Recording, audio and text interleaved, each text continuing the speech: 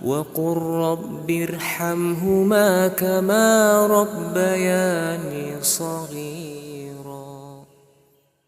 اسی طریقے سے آپ صلی اللہ علیہ وسلم نے کہا، ترمذی وغیرہ کی روایت ہے کہ 3 طرح کے افراد ایسے ہیں جو جنت میں داخل نہیں ہوں گے۔ ثلاثۃ لا يدخلون الجنہ، 3 طرح کے لوگ ایسے ہیں جو جنت میں داخل نہیں ہوں گے۔ ولا ينظر اللہ الیہم یوم القیامہ، اور نہ ہی اللہ رب العالمین ایسے لوگوں کی طرف نگاہ اٹھا کر کے دیکھے گا۔ دونوں الگ الگ روایات میں ملا کر آپ کے سامنے پیش کر رہا ہوں۔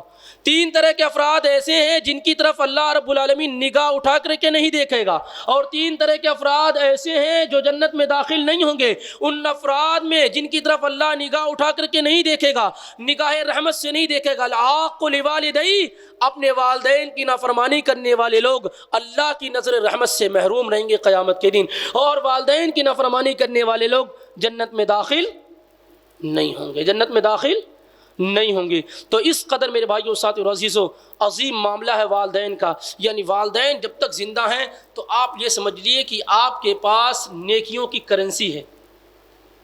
جنت میں داخلے کا اور جنت میں داخل ہونے کا بہت ہی اہم ذریعہ موجود ہے۔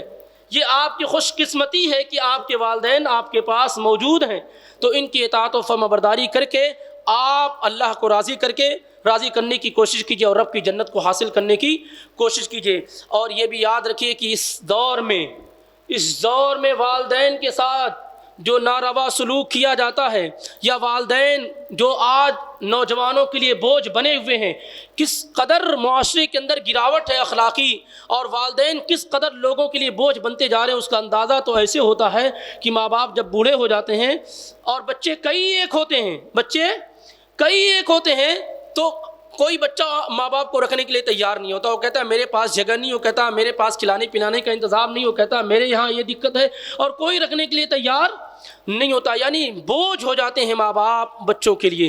اتنی حیرت کی بات ہے کہ اتنے سارے بچے مل کر کے ایک ماں باپ کو ان کے لیے رکھنا کیا ہے، مشکل ہو جاتا ہے، جس اکیلے ماں باپ نے پورے کے پورے بچوں کی پرورش پرداخت کی ہوتی ہے۔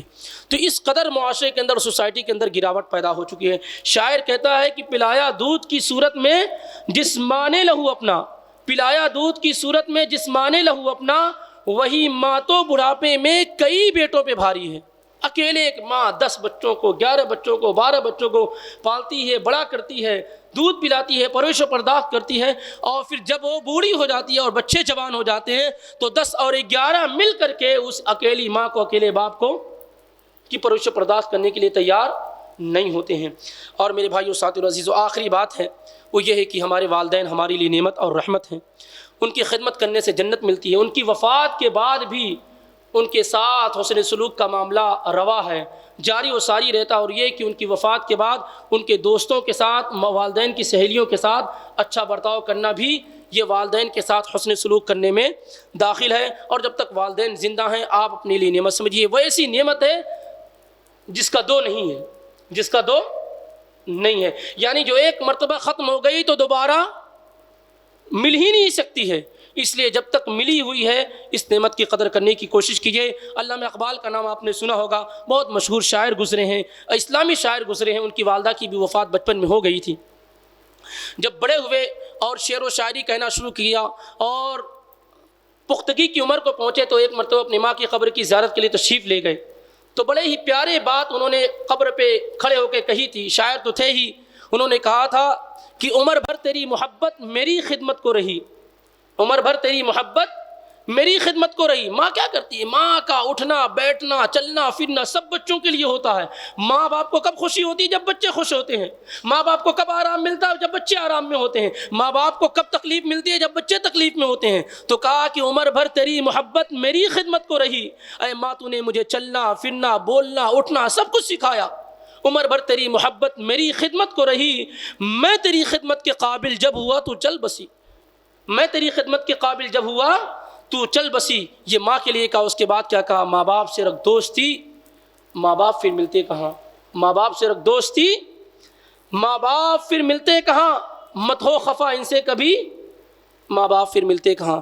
تو یعنی بڑی عظیم نعمت ہے۔ چند باتیں اللہ کی توفیق سے بڑی تیزی کے ساتھ آپ کے سامنے پیش کی گئی، اس امید کے ساتھ کہ انشاءاللہ یہ باتیں ہمارے اور آپ کے لیے مفید ہوں گی، اور جن لوگوں کے والدین ابھی باحیات ہیں وہ ہر حال میں ان کو خوش کرنے کی اور ان کے ساتھ حسن سلوک کرنے کی کوشش کریں گے، اور جن کے والدین وفات پا چکے ہیں انہیں چاہیے کہ نیکیوں کے اندر سبقت کریں، زیادہ سے زیادہ نیک اعمال کریں، کیونکہ آپ کے نیک اعمال کا ثواب آپ کے والدین کو سب کچھ ملنے والا ہے۔ ان کے لیے استغفار کریں، بخشش کریں، اور ان کے دوستوں کے ساتھ حسن سلوک کریں، اس سے بھی والدین کے ساتھ حسن سلوک کا ثواب ملتا ہے۔ اسی طریقے سے اگر آپ کے والدین نے کوئی بہترین ٹارگٹ بنایا تھا، کسی بڑے پروجیکٹ پہ اور اچھے پروجیکٹ پہ کام کر رہے تھے، تو آپ اس کو مکمل کرنے کی کوشش کیجیے، ان کے ذمے قرض وغیرہ ہے تو اس کو ادا کرنے کی کوشش کیجیے، یا ان کا کوئی ادھورا کام ہے تو اسے مکمل کرنے کی کوشش کیجیے۔ اس طریقے سے آپ اپنے والدین کے ساتھ وفات کے بعد بھی حسن سلوک کا ثواب حاصل کر سکتے ہیں۔ اللہ سے دعا کرتا ہوں کہ اللہ تعالیٰ تو ہم تمام لوگوں کو